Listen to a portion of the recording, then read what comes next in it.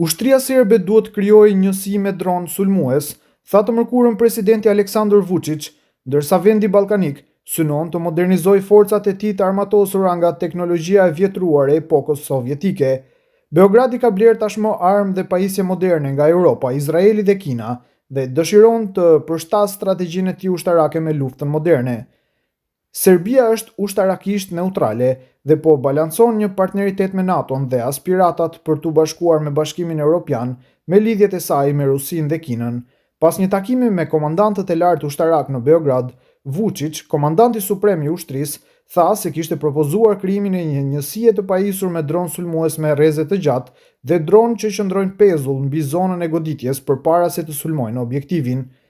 Përveç rritjes së prodhimit të dronëve që pres të shpërthejë këtë vit, ne do të kushtojmë shumë rëndësi digitalizimit të ushtrisë tonë, tha ai. Mendoj se në këtë drejtim do të jemi një nga ushtritë më ndërvepruese, më të theksuara dhe me kapacitet të madh, jo vetëm në rajonin tonë, por edhe më gjerë. Serbia mban një ushtri me 22.500 trupa dhe në vitin 2026 ka ndarë 3.3% të produktit të brendshëm bruto për shpenzimet të mbrojtjes.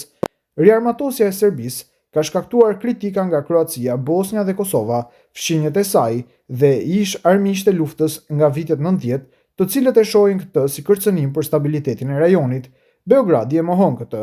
Komentet e Vučić vijnë pasi një ditë më parë u njoftua krijimi një fabrike të përbashkët serbo-izraelite për prodhimin e dronëve.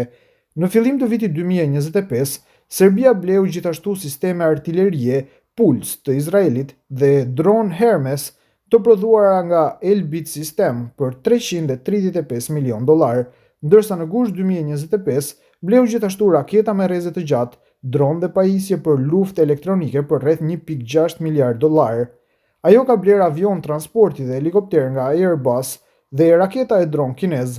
Beogradi ka bler gjithashtu avion luftarak Rafale të prodhuar nga Dassault Aviation për €2.7 miliard, $3.18 miliard, për të zëvendësuar avionet e vjetruar sovjetik MiG-29.